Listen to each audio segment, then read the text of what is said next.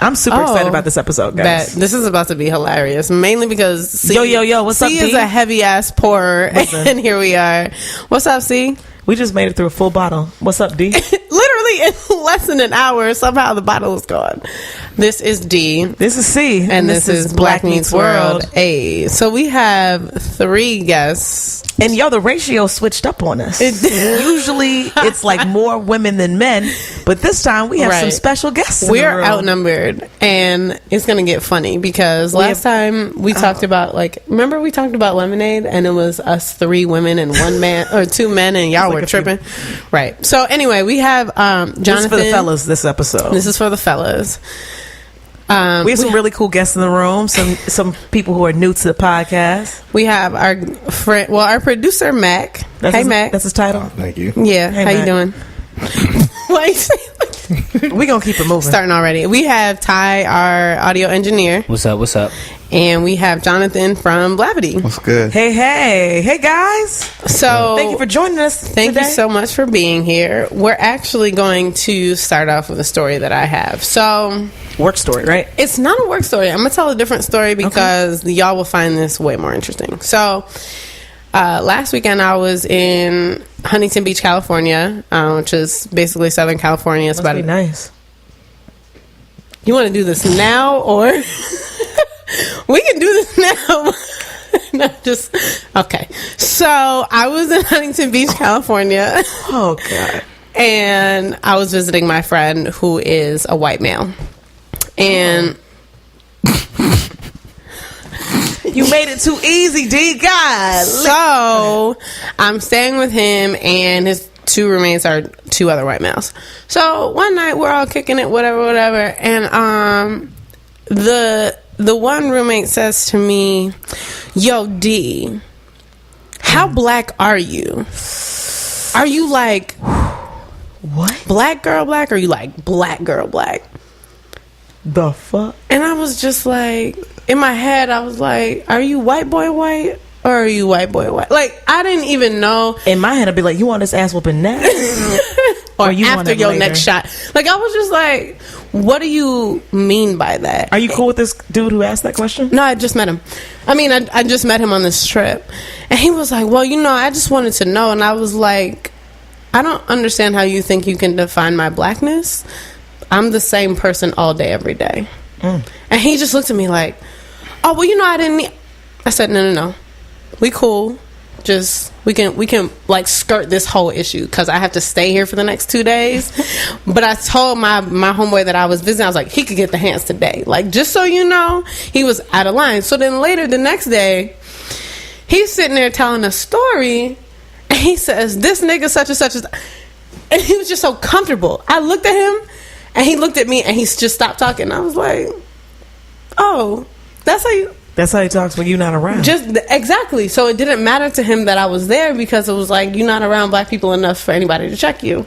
Again, it's California, so everybody was under the influence of something, and a couple people missed it, and whatever. I really tried not to ruin the situation in which I was staying, because you staying at somebody's crib. Yeah, I'm staying at somebody else. Exactly. And he lives there. Okay, cool. So I said to my friend, I was like, look, I just want you to understand, like, that shit would not, if we were not in his house, like, if we were on the street across the street, I'd have told him to fuck off. But we were in his house. I'm staying here for free. I'm eating y'all food and whatever else, so I'm gonna let it rock. But you should understand where I'm coming from. Like, why is he that comfortable? Like, why is he that comfortable? Because he was trying to figure out if you that black girl, right? or that black girl. And I was just, you like, cool with me saying nigga? Or no? It was just ridiculous. Like, I don't know. That shit has never happened to me, to my face. I feel like I observe that kind of thing, but nobody's ever asked me what kind of black girl I am. And I was really surprised. Like, see, what kind of black girl are you? I really don't have any words. I really don't. So this is just, like, I just want every listener to understand, this shit is not something that we make up. Like, people literally ask us crazy ass shit like, what kind of black girl are you? I don't really know how to follow up on that, so I'm just going to switch the subject. So we have some male guests in the room. I was going to chime in, but... Go ahead, Ty. Go ahead. What you got to say? let's just put it as we live in an age. How old is your friend? 24. Okay. Young white boy. All right. So we live in an age where I'm not going to say that it's okay for him to ask, but if his interaction with black folks is minimal, right, and his experience is only through music and TV, it's not tangible. Yeah. He's only asking from his ignorance, right? From marketing, from all of those type of topics. Now, it is wrong. Now, I would say yes, you do have the right to be upset, but at that point, sometimes you have to realize that is that person ignorant or are they being disrespectful, and then that's when you have to educate them to. You know what I mean? So Jonathan's shaking his head. Nah, man. I grew up in New Hampshire, right? So like, this story is like regular for me. Oh, I'm not here to educate a single person. Ooh. Like, to be clear, because my thing is just about energy. So like, that's true.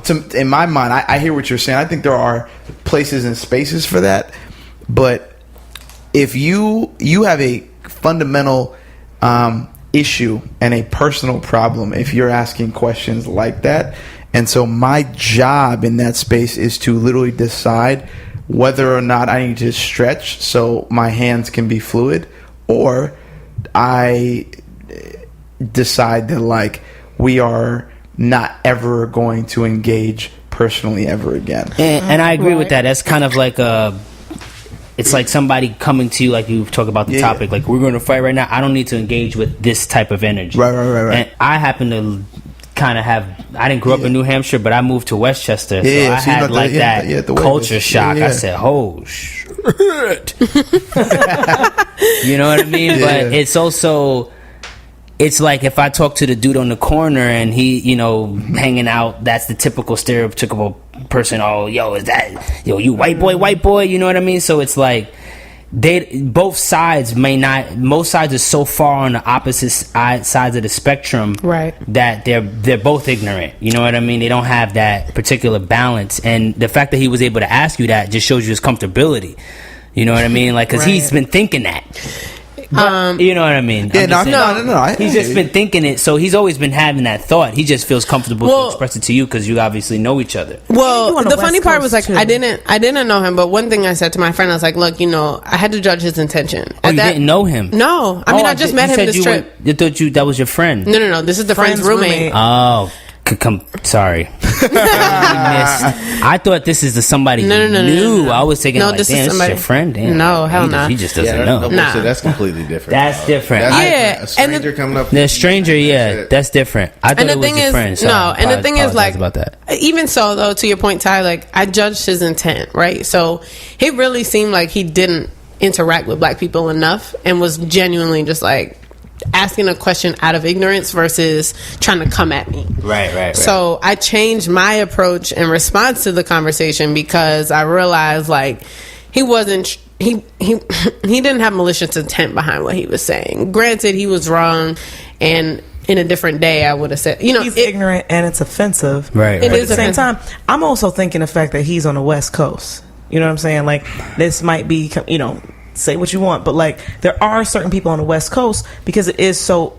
I feel like the West Coast, you have a lot of people from all kinds of backgrounds. It's like heavy on the like Asian and also heavy on the like Latino side, and then you also have like black people who might be in those circles who might allow him to say the N-word. You might have black people in those circles who might be in the same grouping and allow him to kind of like freely say some ignorant shit if they are male. He might be, for the first time, come around a black woman who he was like, oh, it's my roommate's friend, so obviously she's down, she's cool, I can ask her this question. And he was like, whoa, shit. Well, I do know that there were black men that had stayed with him like the week before. So I do know that he had interacted with some black men, and probably that could be the case. Like, they could have allowed whatever it is that they allowed. Jonathan, you like you struggle. Go ahead. I know. Jonathan, right? Like, he's over there just like another tight. Now I feel like we do this thing where we literally look for, in many respects, and I don't think this is an issue, but sometimes I feel like we are way too gracious in a way that we are not, that's never reciprocated. Like, I don't believe people sit here and are like, man, I wonder if black people thought about this the way I imagine if they don't give us the time of day. Very fucking true. They don't give us the time of day, but we somehow find it in ourselves. We dig deep to try to integrate, empathize and figure out a scenario that is not a real thing. And I have just, as a person who is a giver and an empathizer, I've just decided that I do not have time nor energy for conversations like that right now. Because quite frankly, I know way too many smart people that feel like they can move like that. And people lose their life over conversations like that. Because quite frankly, that ideology is the same one that goes, you're digging in your pocket. There must be something violent there. That's the beginning of that. This is not abstract anymore. 2016 was not an abstract year, to be clear, about violence in black people. I don't mean to translate this and we can get into that. That's super important because that's the thought process behind let me ask a black girl what type of black girl she is not that far from let me see this person needs to comply or else. Those things are across the same gradient. One is effectively non-violent but still verbally offensive. The other is comply or else. And those things you can get there and there's a clear direction and delineation for how you can arrive there, and that to me is troublesome because I have a lot of homegirls that go through that. They've been in these spaces, they're cool, but everything's cool until you cross that threshold. And for a lot of us, we navigate that threshold by seeming like we don't care until you really do that and somebody gets punched in the face oh my gosh, why, how did it happen? And right. Yo, you violated. This impersonation is real simple. No, you make a very excellent point. I think we do make excuses or allowances or whatever it is because we are taught to make white people feel comfortable. And very so true. We all nod in our heads. It's not our nature to make them feel uncomfortable and not cool with whatever they said. So I hear you. I didn't take the opportunity because it just wasn't the right time. And maybe that's not even the right thing to say. Maybe it was the right time. Maybe every time is the right time. But I don't know. I pulled back from that situation just based on what. And here's the thing. You get to own that choice. I do not fault people for what your decision at all. I don't think that matters at all. And I think we are all placed in situations at work, in the public eye, where we have to navigate really complex things because we have an objective. You were staying somewhere, so it'd be disingenuous for me to be yo, you should have just popped. No, I don't know that scenario. But I also know that for a lot of us, there is a breaking point we all have, and unless we allow ourselves that space and that energy, we break internally, and then that hurts everything we're trying to do. And I've just seen that happen to too many people too consistently, and it hurts the potential of who they're actually going to be. Right. And no one else pays for that more than we do. Yeah, no, that's facts. 100%. You know what's interesting about this whole situation, right? In my adult life, I have realized it takes a lot of energy for me to be in a social environment, to be really me, to enjoy myself around white people. And let me bring it into full context. I am from Atlanta. I went to high school. And actually, let me bring it back to this weekend. I went to a wedding in Atlanta, and it was my friend who I met when I was in Guatemala with another friend who I went to high school with. Y'all see she said Guatemala, right? All right. See the shades already starting. Let me get underneath this tree real quick. So we were at her wedding, and it's a fabulous wedding, right? I would say maybe 95% white, 2% black, and then the rest other, right? She's a lovely girl. I love her. Her name is Chelsea. She's probably listening to this podcast, all that good stuff. Because I'm around people like that I grew up with, they know the true C in my nigga ways, right?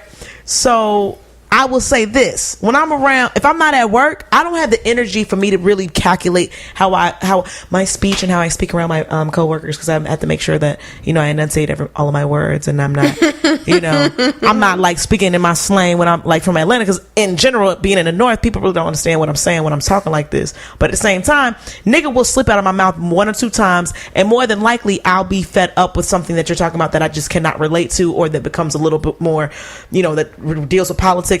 So I was in Hawaii for vacation recently, right? And I was with my friend, and she was there for work. and her boss's dad ended up saying something like, "Oh my gosh, the things that are happening in Charlotte, these people." And all I thought was, these people. Oh my god! And I was like, do I go in? Do I say nothing? Like, he said these people. He also like tried to kiss my friend in the mouth too, which is a whole nother subject. But that's neither here nor there. What the fuck? But like, you know how folks get when they drink, especially. Boy, took a shot. You know, I mean, he said these people.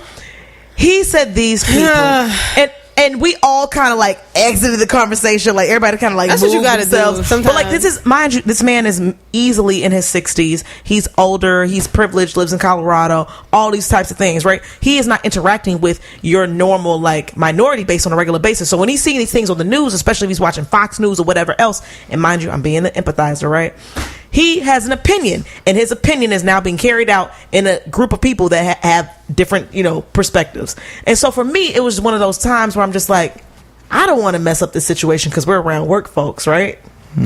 I don't want to put anyone else in a situation where, well, we don't want this person around because you know how their issues, or you know how they view certain topics, or they won't be comfortable around these certain things that might happen and spark up, because that will lead into maybe that person might not get a promotion because they're not comfortable around these kind of groupings of people, or things like that. And it translates into so many other areas of life. But it just made me think to myself, like, as an adult, I don't have the energy to be around a person who has, and granted, he might be woke, he might be, conscious, but there's certain things that we as minorities are accustomed to dealing with that he just might be absent-minded to. And it takes a lot of energy for me to even take the time to educate you and correct you on your ways. And I don't feel like doing that when I have 3 drinks in my system and I'm trying to have a good time. Well, we experienced that today.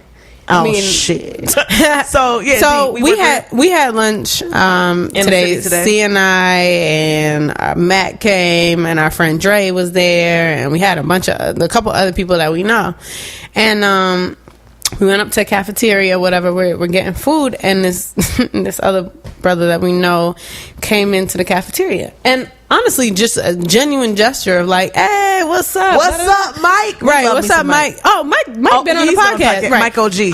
OG Mike. In case y'all are like the dedicated fans, y'all know who OG Mike is. So OG Mike walked in. We like, oh, Mike, what's up? I'm from across the room. What's up? Right. We yelling, whatever. Right? And he's yelling back. We all, and I'm in the sandwich line, and the 2 white women behind me look at each other, and they're like, why are they being so loud? One of them was like, why are they yelling? I swear, I turned around and just looked both of them in their eyeballs like, I just want you to know I heard you. I will come for you. Like, why are you so fucking worried?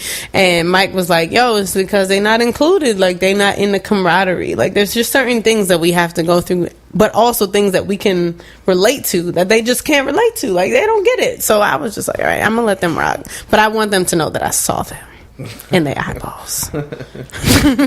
So we going to transition from white folks and go into current events. So we were talking about recently, Jonathan brought this up actually during the break. We thought it was a good topic.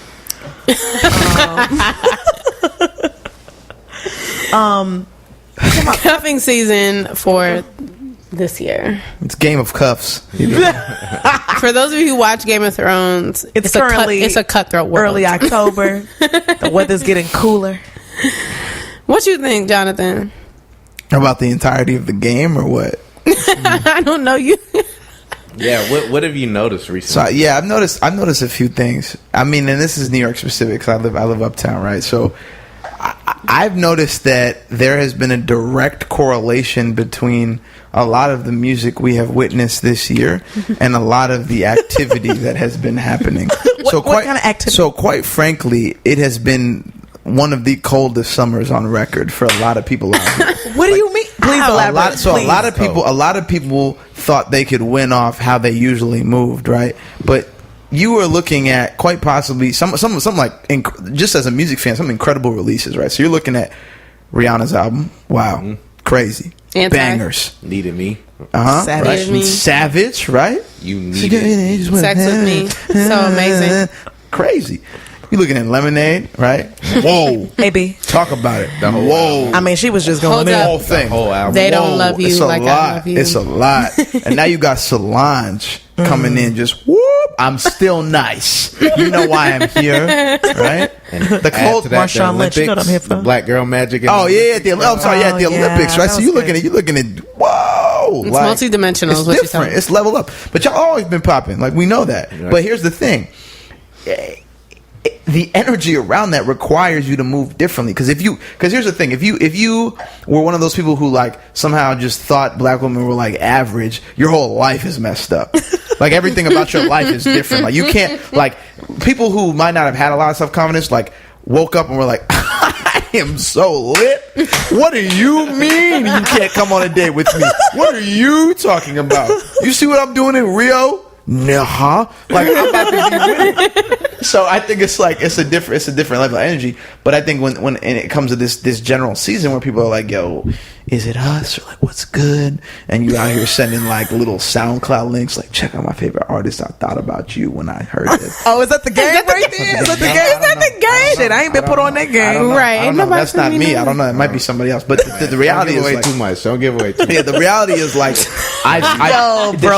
the shift is different now because I think there's like a lot of general energy around like, what are your intentions right now, and what does that mean? And like, I actually like don't necessarily need you. I'm straight. That's what a lot, and I think that's always been the thing. But a lot of these anthems are verbalizing a lot of things that I feel like I've always heard from my homegirls. Like, I don't need you to like be good out here. Like, you might be an accessory. You just didn't know it. Oh, let's just for some context on cuffing season. Let's go around the room if you're comfortable and say where you at in your cuff. Go ahead. I'll start. Yep, absolutely. Right. I'm single. That's it. You heard that pause? Damn, that was deep. I don't have anything else to say other than I'm single. Do you have a team? You know, the cuffing season, it's like a squad. You got like people you've been like, I've talking cut to over everybody the summer. from the team. Oh. I'm good. I forget Dee's a pretty cutthroat person. I'm not looking for really much. I mean, you got to come correct. That's all I'll say. We using the Bay app? Shout out to your friend who created the Bay app. So shout out to the Bay app. Brian Gerard and Justin Gerard are brothers. They're co-founders. I used the app for a while. I was a tester for the app. So like, it was a little bit of obligation, but also like using it for interest. I personally I feel like you can either come correct or not at all, and I'll be fine. Like, if you don't come correct, I'm fine by myself because I'm working on myself constantly. So you can either come on my journey with me or not, and I'm cool with that. I really am. So I'm single and chilling. So Dee's looking at me to go next. Yeah, well, you know. All right, so I'm currently single. Where your roster at? And dating. I've actually, okay. Ooh, this is getting a little personal. So I've cut off certain people in my roster who have been unhealthy. And by unhealthy, I mean, people who've just been lingering around for years. I'm like, you know what? I think I need to start fresh, and I feel like your energy is blocking some other blessings in my life. Shout out to Chance. So I am currently chilling right now. And you're ready for your blessings and ready for your miracles. And Jonathan, how about you? Lol. I'm single. I think it's been hard. Like, I've also realized a lot about myself. So everybody's sharing personally. Like, I'm the type of person to get very quickly attached to somebody, but I've realized that it might not be for the right reasons, and it also might not be for the right intention. So I'm definitely like a romantic, right? So I can get over invested in somebody's story, but that doesn't mean that that's the right one, or that's actually who they are. It's just actually who they present themselves to be. So I've tried to figure out, like, what am I doing here? And like, am I investing in a person who actually is investing in me, or are they investing in what they like about me right now? Right. So I've actually asked a different question myself. If the level of success I've reached would stop today, who in my life would rock with me? If this is the height of my success, right? I'm peaking right now. Who's around? And that's because I feel like I am a big person on like, are you there when things aren't popping? and not good, because that's important, because that's the reality I've seen in a lot of people in my life, and that's why they're still together. But I think from like a general, like, what's the cuff looking like? It's like generally like barren. Like, it's like low key. I don't ever believe that for any black male. That's not, no, because it's barren for me the same way that it's barren for you, in that you could be out here moving. I could, but you could be too. I don't disagree with that. Right, and that's what I'm saying. It's barren for you. Yeah. It's barren by choice. I don't know really know what people want from me, and I'm like, what do you actually want? Exactly. It's the same thing. It's like we both could, from where we're coming from, it sounds like we both could be making moves, but we're by choice not. Yeah, you could absolutely. It's New York City. Like, you could definitely. We all got that person that we could. Never mind. Anyway, Ty, go ahead. No, I'm in the same boat as you personally. Like, as you who? Sorry, who you talking about? Me? Yes. Okay. I'm about my work. You know what I mean? So as far as look, I'm a black male in America. I got to get my shit together before anything else. And I've fallen, romantic. I get in that same space, and I look at the time, and I look at the energy that's put in there, and then the lifestyle that I'm traveling. I'm here. I got people in my world. So I gotta find. I'm single, but I just gotta find someone that can understand my world and understand what I am trying to build. Because as you get older, as a black man in America, people, there's no care. You know what I mean? So if you don't get your shit together, right? Sayonara. So I'm in that place right now, and not everybody can understand that type of world. Some people want time, they want to do this, and I'm in a podcast. After this, I probably got to do some editing, and vice versa. So at the same time, it's to be in a relationship that is a particular type of time, but that person who would be with, quote unquote, would have to understand the time that I'm putting in to secure things and build things and make sure that so that's where I'm at right now. Yeah, I hear you. Mac, where you at? I'm single-ish, kind of. I'm pretty single, mostly. I need you to do a little bit better than that. What is single-ish and what is pretty single? Okay, since we're revealing a lot about it. I mean, we all opened up and tried to get right. Closer to the mic. Get into it. Can you hear me? We can hear you. Go ahead. Now. Oh, no, I'm single. I kind of date around. I've had a decent summer, a nice summer, I'd say. It has been cold. I agree with my man Jonathan.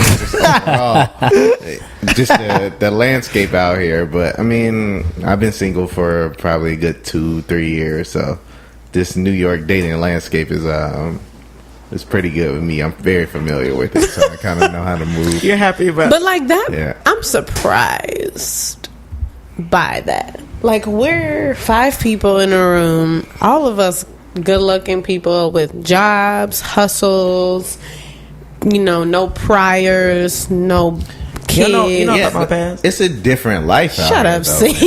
It's not our parents' generation anymore. Right. It's not. You got social media. It's out the here. do you got and DMs out here, dog. DMs changed the game, dog. You said BMs changed the game. Why the baby mamas changed the game? No. DM. DM. Direct, baby. I was like, baby mothers, baby what? Okay, you're talking about DM sliding into the DM, just DMs. social media in general, having access to everyone at all times. That is true. Come on, that is true. Yeah, I'm old school. And Like, instant but I'm old. gratification. Instant gratification. I'm not like Instant. that. I'm old. Like, I believe in like being like dating. Like, in all of my dating profiles, it says I'd rather go on a date and hang out with you than you tell me your Instagram name. Because I feel like that's the first thing people start at. Oh, you got Instagram, nigga? Yeah, but what the fuck does that have to do with me getting Well, that's to know a hustle. That's just because They want to see what they're working with. Yeah. exactly. That's fucking bullshit. It's not. It's, I'm it's sorry. not even like the number. It's like Instagram is like the okay. Oh, I'm not gonna give you my like the number's like next level. So Instagram is kind of like bullshit. The precursor. That's why I'm going to be single forever, because I don't give a fuck about You my need Instagram. to date an older man, D. You need somebody in their Maybe, 30s. or You need just like nobody. Like, you need a Gen what the fuck? Xer because you don't need nobody your age. What am I? Because you what is- very like, I want to listen. Like, we can hang out at my mom's sister, my mom's friend's costume party. You tripping because we went to a fucking masquerade ball. You are so annoying. He was like, oh my God. I was like, what you doing this weekend? She was like, I'm going to a masquerade ball. I was like, whose auntie or grandmother is having a masquerade ball this weekend? I'm old school, bro. We went to the masquerade ball. But that's what I'm saying. There's nothing wrong with that. Being old school doesn't mean like it's not a bad thing. No, of course not. Of course not. Of course not. I've been told that I'm like traditional and kind of old school. Stop. I've been told that before, but it doesn't matter. Like, this is where we are now, dog. Everybody's like for them. No, I'm not gonna say everybody's for themselves, but everybody's kind of on their shit. There is no like, oh, women aren't around just looking to get pregnant and stay at home and be your housewife and shit like that. I will say this: different landscape. The only difference is that if you smart about your money, then you might want to, married and do all other stuff. So in terms of taxes, if you're familiar with bread, then people who have that, then that makes sense. If you're not familiar with because there's a lot of I would say what's the word I'm looking for, financially benefits. Illiterate. There's people who are not, most people are not. I agree, especially our financially savvy. I got you. Yeah, so you don't know the game, then I get what you're saying, but I feel like if you know the game, you might. Some people partner up and get married because, as far as you know what I'm saying. When it comes, we to got bread, you. We understand what you're saying. I think part of it is interesting too, right? I think I have a lot of homegirls I talk to about this. I'm like, yo, what are you looking for? Like, what's good with you out here? And I think a lot of them are like, I'm doing my career thing, but quite frankly, I think there's actually a subsegment of them who feel like they can't actually talk about what they actually want. Like, I know a lot of type A women who are like, I'm totally fine if I meet the right person, settling down, having kids, and being at home. That I have no problem with that. That does not make me not a go-getter. Right. It doesn't mean I am somehow less of a woman. It doesn't mean I am somehow playing a position. That's actually a choice. Mm-hmm. And I feel like we're in a space where a lot of people don't feel comfortable being able to articulate that. I agree. And I think that's really dangerous. Like, it's this thing where, like, I know more people that actually want to do that, but they're like, I feel like the energy is like, nah, I got it. I'm going to get what I'm going to get regardless. But, like, also, quite frankly, like, we're looking at a situation where in 5 to 10 years, most jobs will be remote anyway. Word. Yeah. Like, you'll be working from your crib regardless if you have kids or not. Yeah. So it actually, you're not going to stop getting a check because you're at home. Right. Yeah. The check will clear because you're good at what you do. Yeah. Like, none of us are talking to people who are not our intellectual equal, unless you are, raise your hand. I don't think that's what we're talking about. But I think, like, there's a lot of times where you can't have that conversation. I felt like, because I grew up with, like, type A, like, very, very focused women in my life. Like, I have 5 aunts, and my grandfather only had, like, daughters. So, like, my whole life is, like, all I know are type A black women. So that's what I generally, like, gravitate towards that, and it doesn't frighten me. I'm like, oh, cool. Like, what else? Like, I'm not impressed. Like, I'm like, bet. Like, of course you're about your career. Is there anything else? Like, what do you watch? He crosses like, I'm dead. I don't know what we're doing. So I think, like, for a lot of us, like, it's sort of like when dogs meet each other, like, they sniff each other out. They're like, what is this? Like, are you about this? What are you doing? What does it look like? And then from there you can engage. But quite frankly, that testing period, sometimes a lot of us don't feel like we have time for it. And so we opt out because we're like, yo, I'm about to get to know this person. I don't know if it's going to be anything. I'm trying to figure out, like, if it's going to be a thing. And then you sort of, like, opt out before you actually know who this person is, or you opt in before you know who they actually are. Word. And both of those things can have you taking massive L's, but it's like trial and error. Like, and I'm taking some L's out here, and it's like, we've all taken some L's out here. You know what? It's funny. Man. Yeah, it's funny you said that, because, like, I can identify directly with that, and it's funny because maybe I don't know this. I feel like it's fucking therapy right now, but I feel like I'm in that boat where I am a very dominant personality, but I wouldn't mind being at home if the right person came along, being at home and raising a family and doing those things. But because I know my personality is like you said, it's like being able to have other ways to make income and work and find value in whatever you're doing at the time, in addition to your family and raising that. But I actually have not articulated that to someone that I have been dating recently. And mind you, I'm in my late 20s, so it's like this is something that's a little bit new for me because I actually was like, I ain't about to do that shit. Like, I don't know, maybe it's the way that we were raised, and maybe this is like the independent, like, you ain't got to depend on nobody. Like, why would you have to give up your life in order for you to like be at home and your husband's working? Like, you should be able to, he could be at home. Not necessarily in that narrative, but still in the same sense of you should still be able to go back to work. But it's funny you said that because I feel like the whole opting out is what this whole new dating world is, especially when you have apps and you have so much access to people and you have access to like, we don't really vibe, you don't really get along with this and that. I'm out. Like, it's just super easy to like. It's very easy to ghost and just fade people. Yeah, it's whenever so you get ready. easy. And that's a new thing for me too. Like the whole ghosting thing that I've recently encountered in like the last year. So would you date a man who openly was like, yeah, I'm definitely interested in being like a stay-at-home dad? Like, is that a sexy thing? What? That's really good timing. Would you lead why? with that? I don't know. You know, I just mean in general. You get to know the person and you discover that's like what they're obviously, interested right? in. And you're getting to know them. It's not, that's not a first. Come out fresh out the gate, being like, "Yo, I'm a stay-at-home dad." Okay. I'm trying to say, like, if you, I appreciate that, but I'm saying, like, if somebody was like, yeah, like that's totally in my workhouse, like my life's goal. oriented that way, and I actually really want to be at home, like that's super important to me. Is that not? Is that something you want? Is that actually an attractive quality in someone specific to you? All right. So Ty over here pointing at Listen, Yo, he's been hitting the gong. Let me say the gong. And the reason why I say the gong, because you have to let that shit breathe. Boom. You have to like let his questions sink. Because what I've found is that like there's I struggle with this a lot because I hear a lot of them like, Jonathan, like I meet these dudes and they buy anything. I'm like, go, but what if a dude actually came to you and told you the things you wanted to hear? Would you, one, be ready for them, and two, would you appreciate them for what they actually are? Or is it more about what you think you want versus what you actually want? Woo, that's the Let it breathe. Let it breathe. We're outnumbered. Look at this foolishness. Just let I it love breathe. this. Now answer the question. All right, so I will kick it off. Go ahead, see.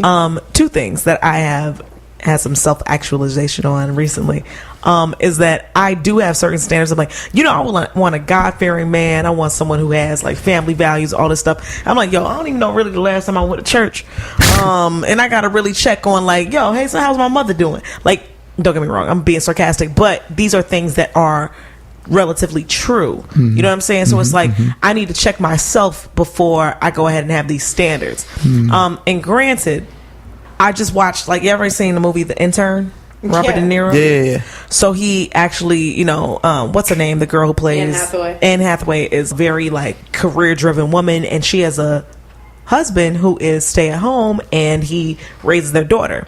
Watching that and the role play being reversed was definitely eye opening. It turned me off, and maybe this was because they're just white people, and I don't know, their lifestyle looked really, really vanilla and boring as fuck. But like in general, I know for me, I like a person who enjoys family and those values. So I'm like, yeah, in theory, I would love that. It sounds like it's an amazing package. Like, sure, I'll be able to bring home value and work and have that towards like our relationship, and he can be able to raise our daughter, son, whatever, and stay at home and have other things that they do. But at the same time, I know who C is, and I know exactly, I have theories on like what I would like, but it doesn't necessarily align with what I am comfortable with. So like I theorize, like I have this romanticized version of what my life will be, in this perfect relationship, but it's just like, yo, that's not real. Like, you just need somebody who can kind of be a friend, get along with you, and like you can work shit out, and that's how things go. So if my man is like, yo, I would love for you to work and I'm gonna be at home with our kid, that would be a transition. You know what I'm saying? Like, I'm over here trying to theorize like how my family would even respond. Like, I'm African, you know what I'm saying? Like, don't get me wrong, I feel like my parents are pretty progressive, but at the same time, they gonna probably be like, I'm sorry, but what your man doing right now? He's at home with a kid. If he worked, he could probably afford daycare too. Like, I can just see the jokes popping off. So with that said, ideally, I feel like I would love that, but in reality, I don't know if that's for real. Well, I think it comes down to socialization in American culture, because men aren't bred to be chilling at home. Like, that's not what. No, I'm just saying it. In what TV show Right. are we watching where the man is at home taking care of the kids? Few and far between on across the landscape. Ariel when he's playing with their daughter. Yeah, I mean, and so the way, you know, women are portrayed in media and just in life, like we have that quote maternal instinct and we have this nurturing instinct, and you know, we're the ones that take care of the family in general and hold down the emotional side of things and all that kind of stuff. So I think I agree with you to some extent, but I also think that it would just be a decision. If this is what we're going to do to make our family work, that's what we're going to do. Okay. I hear you though, because like the quote jokes and all of that, but I also grew up in a home my mom worked like 3 jobs and my dad was with me a lot of the time. Not that he didn't work, like he went to work too, and I went to, you know, whatever. Same but like, over here. My mom was the one who was hustling all the time, and it wasn't weird. Like it was like, oh, my dad's cool, like we're kicking it, we're doing whoever's available is going to pick up exactly. And so if you have an equal balance of 2 parents who nurture the child and who nurture the family, it can definitely work. I hear you on your question about are we ready for what we want if that came up to us. For me, yeah, because I'm completely anti bullshit. I don't really date people unless I see potential in them. So like I'm already thinking about the things that I want and hoping that they're bringing that to the table, because I'm a person like in general who just doesn't believe that there's one person for you.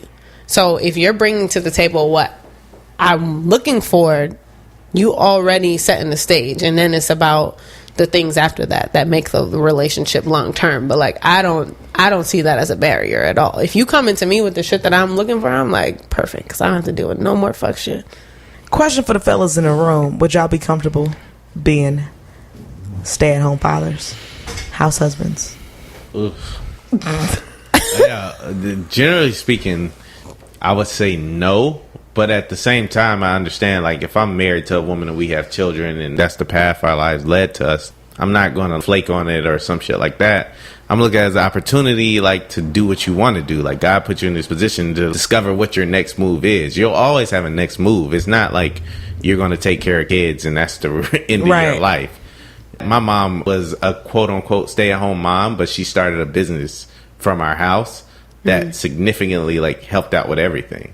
So she turned into, like, I want to be home with my kids, to I'm going to work 5 hours out of the day between while my kids are at school.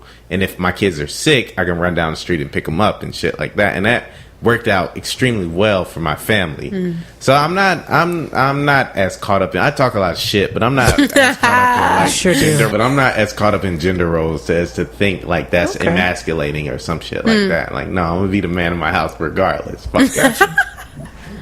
All right. To chime off that, I'm a type of person that likes to be out and about, but I will do what is necessary for the family. If she's the breadwinner, but even if she's the breadwinner, it has nothing to do. I don't care about that part. That has nothing to do with me.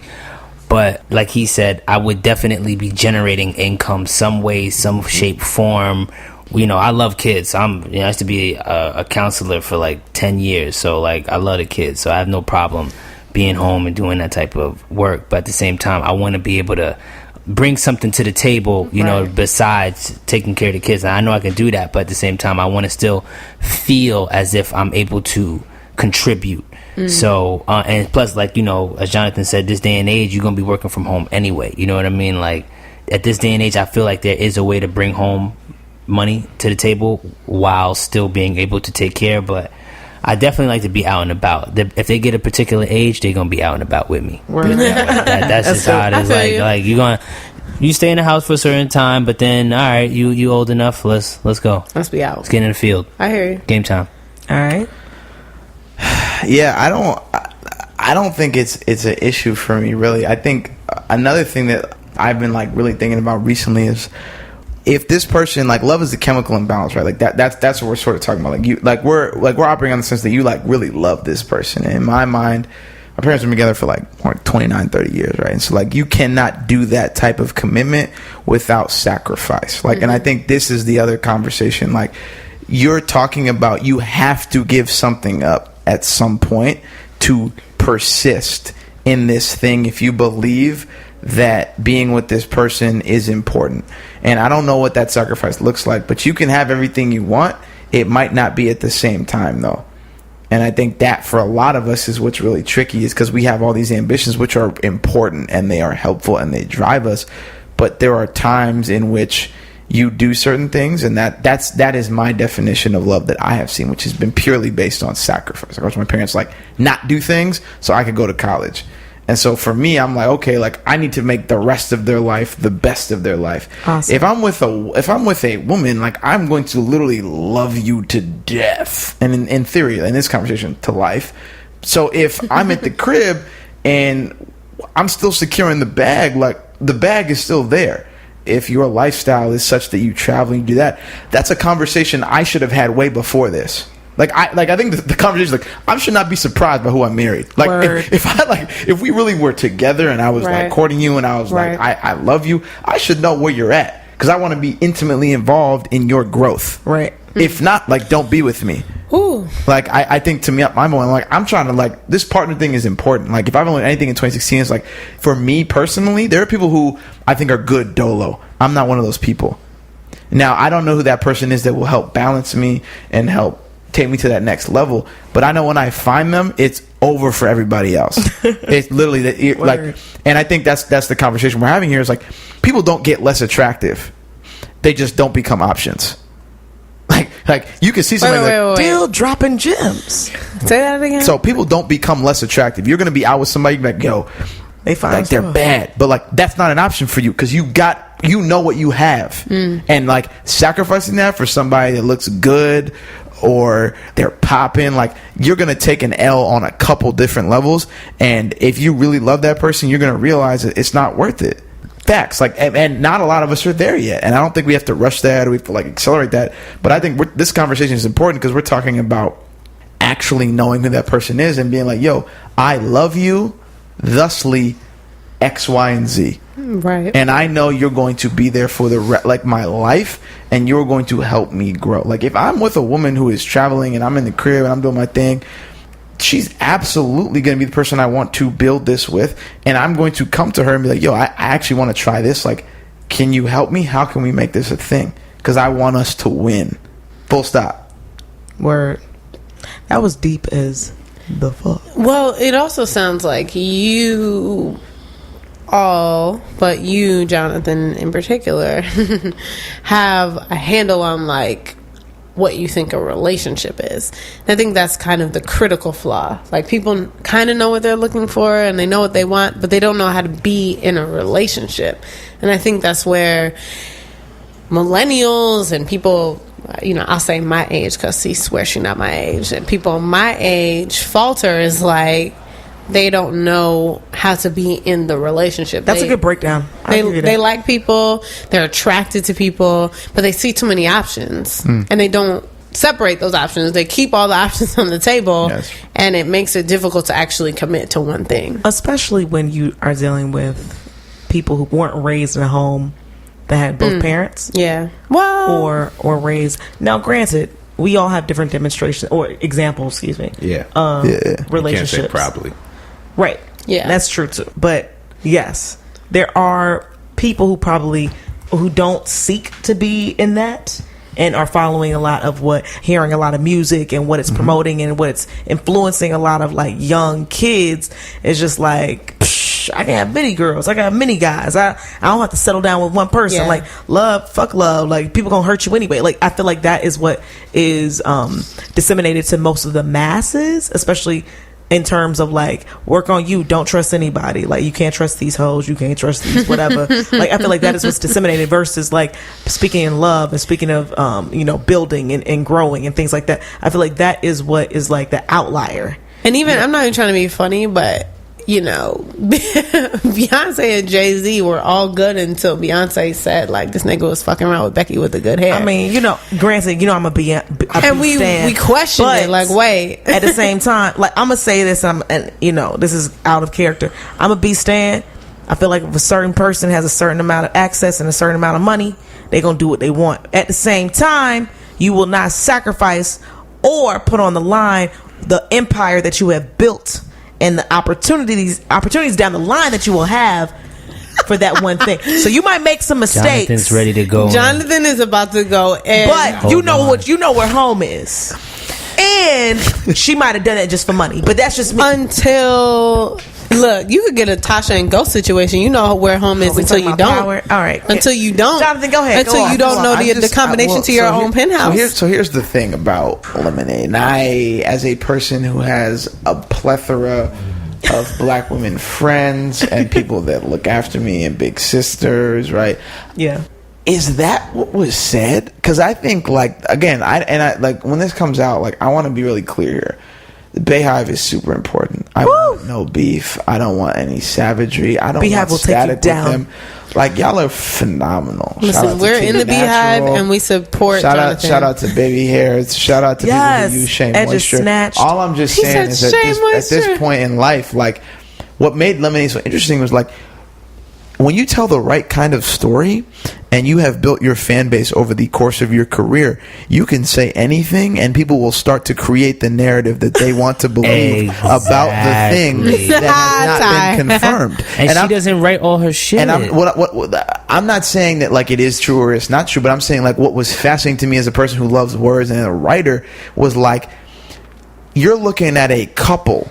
Mm-hmm. Forget whether or not they're sure. You look at a couple that cornered the entire, not part of the entire world, and made them watch 12 individual vignettes, buy tickets to a tour, and then stream more times than anything else this idea that could have actually just been creativity. Mm-hmm. Like, they could have written it together.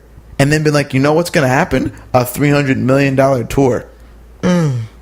Or, even if they don't like it, they're still going to buy it. Sure will. And so I think, to me, like, I've thought about it as like a marketer, like, this is genius. Like, forget whether or not, like, and I understand the heart part is important. And I think it gave a lot of people a voice. You're right. But I thought about it as a fan, as a person who loves the game itself. I'm like, man, they're unstoppable. And now Jay's about to go on tour. Like, this is the other thing. Jay's about to go on tour and probably release some singles that might debunk it. Woo. He might have some other things to say. Whether or not they're true, don't matter. Because all of us are going to be like, yo, this was the hardest thing out. Well, my point was example. Not to be literal, though. You make excellent points. I guess I'm just saying, like, there's people who know for sure. Yeah, I feel that. And there are people who don't. And then there are people who, in the middle, who can just make it work. Yep. And so I hear you, Jonathan. I hear you, C. We don't know what happened in their relationship. Right. And that's none of our business, though. But it was great. Go ahead. I think what you're talking about is really simple, right? And I've tried to do this and implement this because I know a lot of dope people, and I feel like a lot of mistakes I've made as a man is I've disturbed somebody's silence when I shouldn't have. And what I mean by that is, like, when somebody is doing their thing and building and you meet them and you think they're dope, but you know you're not ready for them, but you're still like, yo, they're super bad, I gotta engage. That's disrespectful. For me, like, for me, can that's we pause on that? For me, like, I think and I think as a person, a lot of us know it. A lot of us know we're not trying to be with this person. This is what it is. And if you don't have the courage to say that out loud, you're going to mess something. It's going to go left regardless, because that person is trying to get somewhere. And I know myself, like, if somebody's in my life, they're going to see something, and I am not trying to have a regular life. I'm trying to do extraordinary things out here, which takes extraordinary effort, which means the person I'm going to be with is going to be extraordinary, period. They're going to be dope. That's what I'd like. So based on that, if you know that you're at a certain place and you can already see that they're somewhere else and you're not ready to commit to at least seeing what that could be, you're setting yourself up for an L. No matter where you are in the game. And I think that's where I've come to, is like, yo, like, be careful. Like, don't do that, because the ramifications of that are like, what can happen based on that is something that you don't have to put somebody else through.